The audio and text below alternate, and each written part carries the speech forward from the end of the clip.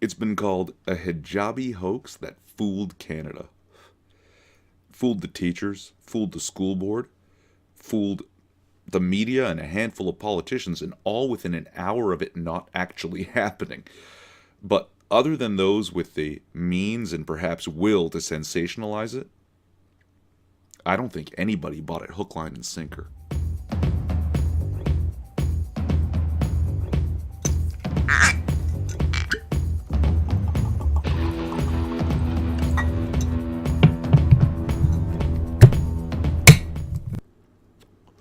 I believe it was back on the Friday, the 12th of January, that this event did not actually occur, that an Asian man did not approach an 11-year-old Muslim girl on her way to school, and with her little brother, no less, and with scissors forcibly cut the hijab from her head.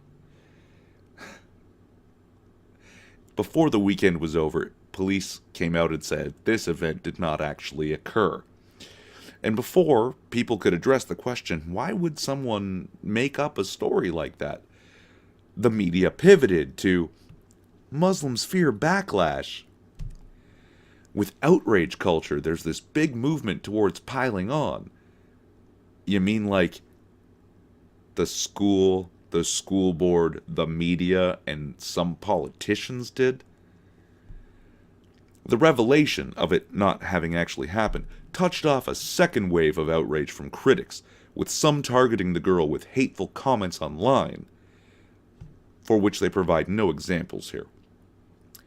The backlash has sparked fears among Muslims that it will inspire more discrimination in the future. More? More than zero. More than the zero that occurred in this event that did not occur. More than zero. That puts you right up there with blacks, Jews, whites, women, Asians, Indians, Native Indians, Germans, Australians, just fucking nobody's entirely free from discrimination, okay? The world's not perfect. Suck it up, buttercup. This will probably be used as an opportunity to downplay all the times that Muslims come out and speak out against Islamophobia. Because in this case, they're speaking out against Islamophobia that didn't happen. You can't fucking win against arguments like this. Oh no, someone did a terrible thing to Muslims. No, they didn't. Oh no, now people are gonna hate Muslims. What the fuck, man? Huffington Post even went so far as to claim that the 11-year-old girl deserved an apology. From who? From the teachers and the school board that pushed her in front of the media? From the media that sensationalized the story within an hour of it not actually occurring? Does she deserve an apology from the imaginary man who didn't attack her? Because she doesn't deserve one from me. She doesn't deserve one from Canadians. We didn't do anything to this poor girl. And the Toronto Star still has their original article claiming it as true up on their website as of this recording, with a tiny correction italicized under a picture with a small link to the now correct story, but it's placed in such a way that if you're not paying attention, you could lose it as flavor text while you read the rest of the article. It's ridiculous.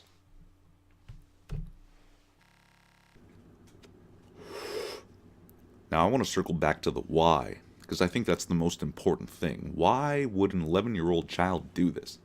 Now, I've read some stories that her words to the media seemed coached by adults, and that maybe her parents are part of the force that's pushing for the M103 type restrictions and, looking to institute what might one day amount to something akin to blasphemy laws. That's way too conspiracy theory for me. I call bullshit on that. Occam's razor, right? Other things being equal, the simplest solution is probably correct. So let's look at what we know, according to some of these articles. Now, I'm not sure the accuracy of these articles. Some say she was walking with her brother Some say her mother was there. I think that discrepancy exists because the simplest solution is that an 11-year-old girl didn't want to wear a hijab. So walking her little brother to school, she took it off. And then she got caught by her parents. And I know everybody watching this was once a child. And children, like to do bad things. It's fun. It's fun to do bad things. And you probably did something when you were a kid that you weren't supposed to. You knew you'd get in trouble, but you wanted to, so you did it anyway. And you were caught, but you weren't caught red-handed. So what do you do next?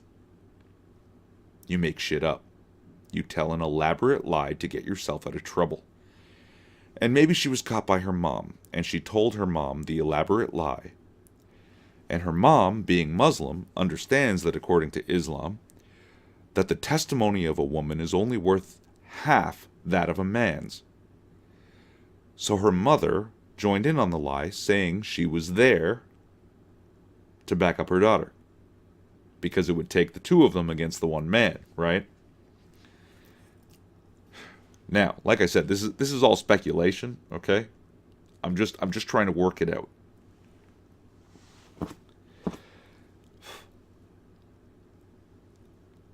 They take it to the father, who takes it to the teachers, who takes it to the school board. I don't know when the father got involved. It's not in any of the information I've read.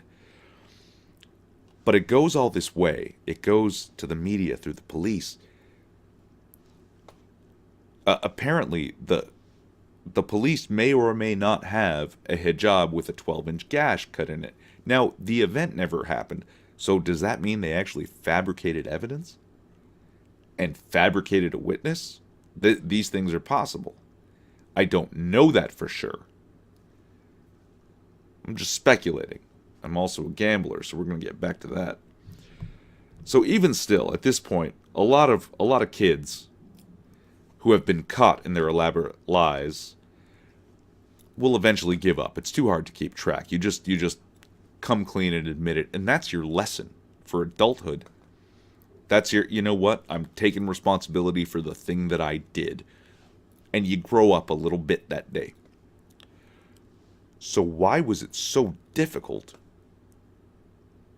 for this 11-year-old girl to tell the truth? How did it's so much harder to go in front of the cameras and continue to insist to the police that the lie is true than to just tell the truth.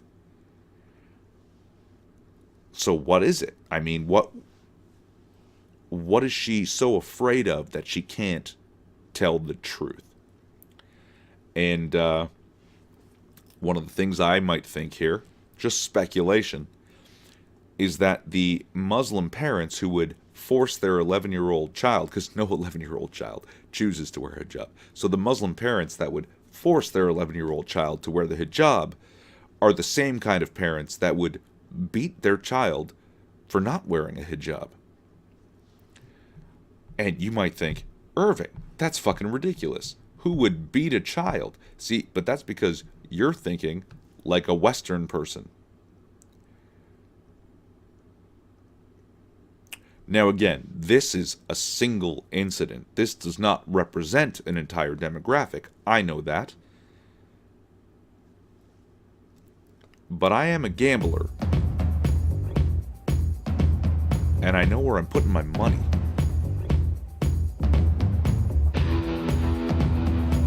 Relevant links to shit I said in the description? Maybe. I'm Irving Twin. Like, subscribe, or don't. It's a free country. At least it used to be.